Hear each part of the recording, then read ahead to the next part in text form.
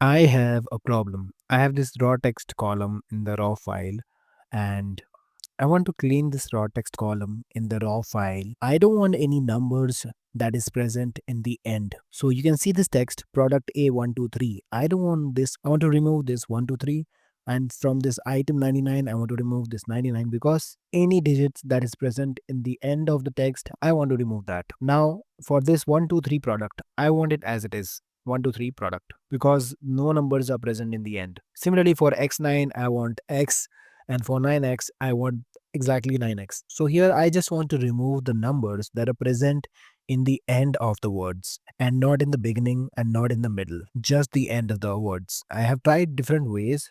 So let's try some more ways and try to find a solution. So first let's try to replace some values, like if I right click and if I click on replace values, let's see if I say 1, 2, 3, you replace it with blank, nothing.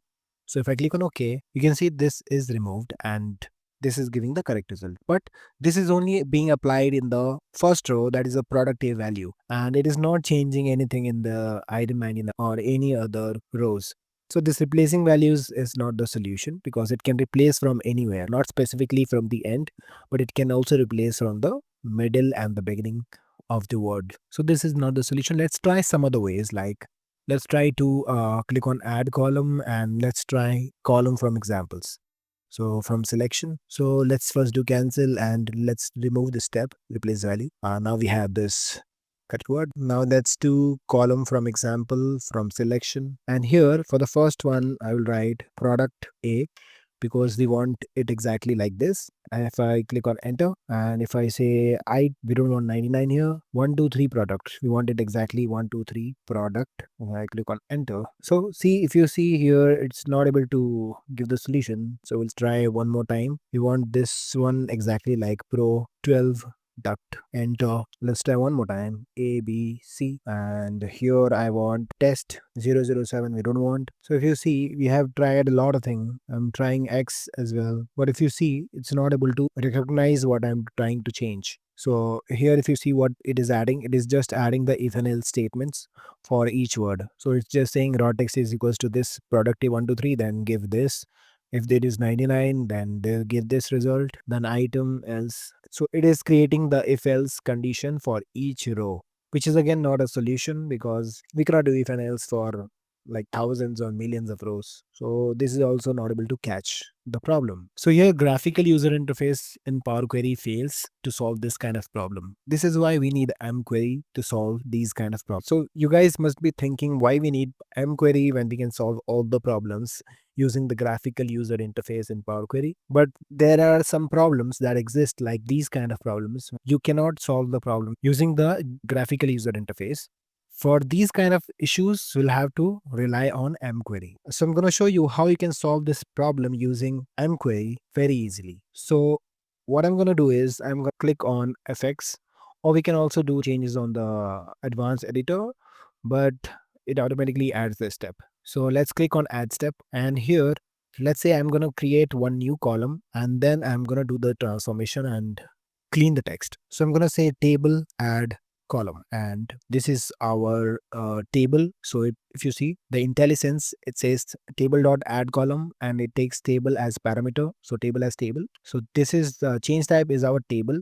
So this is basically the variable for the previous step. So you can see source change type. So change type acts as a table, which is just a variable like the previous step. So I'm going to take this and then it's saying new column as text and then column generator as function. So here I'm taking the table. Next, I'm going to add a new column name. So I'm going to say clean text. So this is our new column name and I'm going to write the logic. So the logic will be each text dot trim. So we have this text dot trim end function. What it does is it trims, so it says it removes all specified trailing characters. So I'm going to pass the text. So for the text, I'm going to pass the raw text column. So in the square bracket, I'm going to say raw text. So from this text, I'm going to specify what I'm going to trim. So I'm going to trim a list of characters, like this flower bracket represents a list.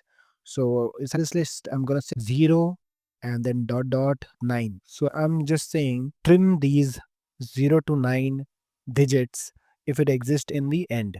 That's why we are using trim end function and giving this list from 0 to 9. Okay. So this is what it is. If I click on enter, we'll have to close the bracket. And again, if I click on enter, let's click on this and it says clean text and it's throwing an error. Why it is throwing an error? Because if you see the field raw text of the record wasn't found. So this is another lesson. Whatever column name you are going to use here, it should exactly be same. So it is case sensitive. So you can see raw text. The T is capital in the text and I have used a small t. So it should exactly be same. So if I say capital T now and click on enter, now you can see it's taking it correctly. If I go to this and come back to this, you can see there's no red line now. And you can see it has given us exactly the same thing what we wanted. From the first one, it gives product A and removes the 1, 2, 3 from the end. From here, it gives item and removes the 99 from the end. From this, it gives 1, 2, 3 product, which is exactly what we wanted. From this product, it gives exactly the same thing because we don't have any numbers in the end. So this is good. And it has given what we wanted using the am query, using the trim end function. Now, generally what we do is we change this type to text because we have not chosen any type. So this will be another step. So we don't want to add another step unnecessarily. So what we can do is we can just say add comma here and say type text.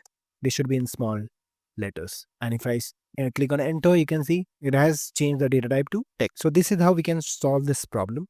So now you will say we have added a new column, but what if we wanted to change the same column raw text? So we can do these changes in the same column as well. Let me show you how. So let's go back to the previous step where we had this problem. Now let's click on this FX add step again and let's say insert. And here I'm going to use table transform columns. And here this is our last step, which is acting as the table, and then transform operators as list. So here table to transform takes the transformations as a list format. So for that, let's add the flower bracket and I'm gonna use this column raw text and add a comma. And here our transformation is each text dot trim end, and inside this I'm going to say I'm not going to pass this column name again here because we are referring the column name here. So in this transform columns, we already take the column names. So to iterate, we just have to pass underscore.